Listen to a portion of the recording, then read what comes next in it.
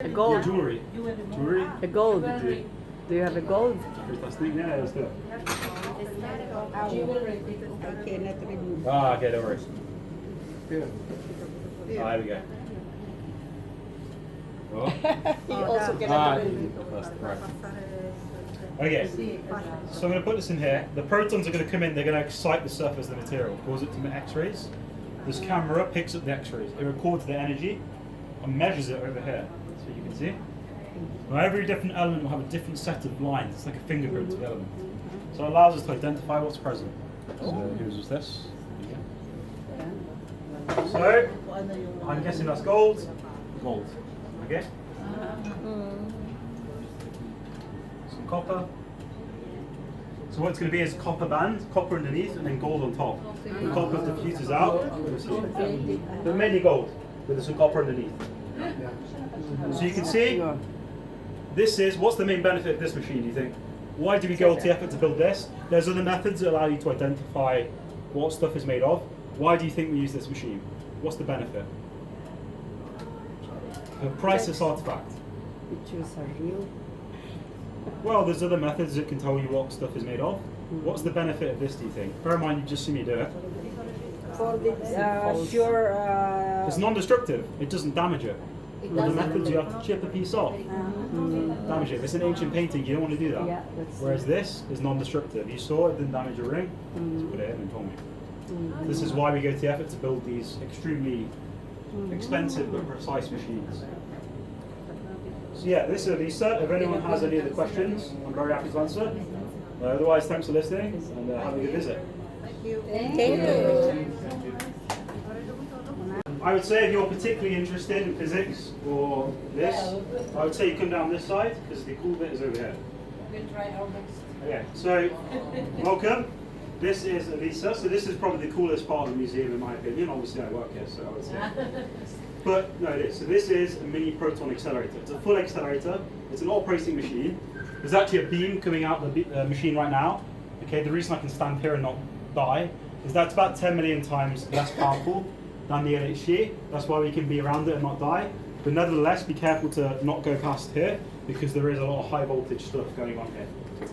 So you can see over here, there's a pink colour. Okay, yeah, you see it? Yeah. This is hydrogen coming into the machine. We're ionizing the hydrogen. What happens if you ionize hydrogen? You get protons. Yeah. Protons come into here. This copper thing, it's called an RFQ or radio frequency quadrupole. There's a nice cutout in the corner. Yeah. That's what it looks like on the inside. So it sounds fancy, but it's basically kind of like a musical instrument, like a clarinet.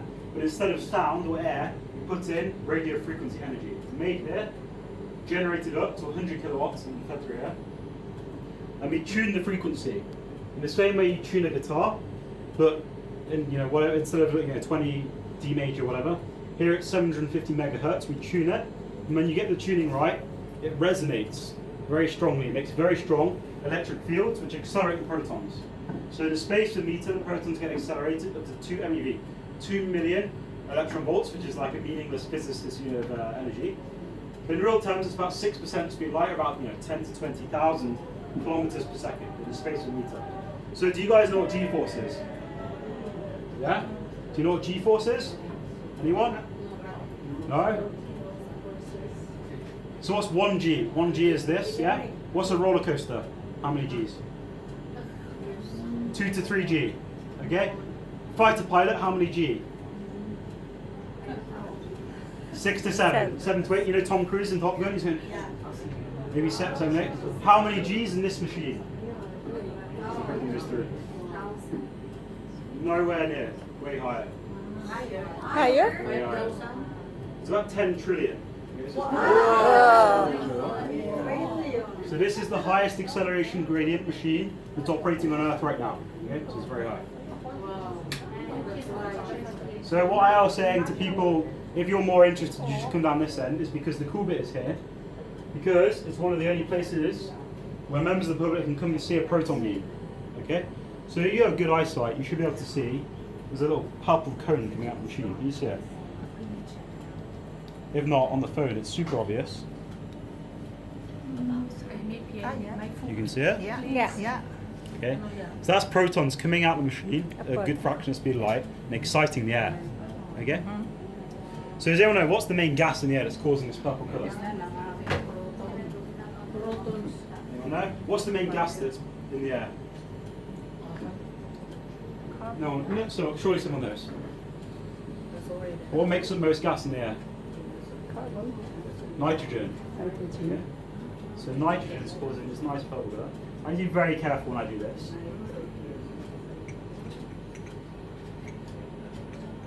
And you see. Okay. So now I'm going to feed through some helium. So helium and party balloons.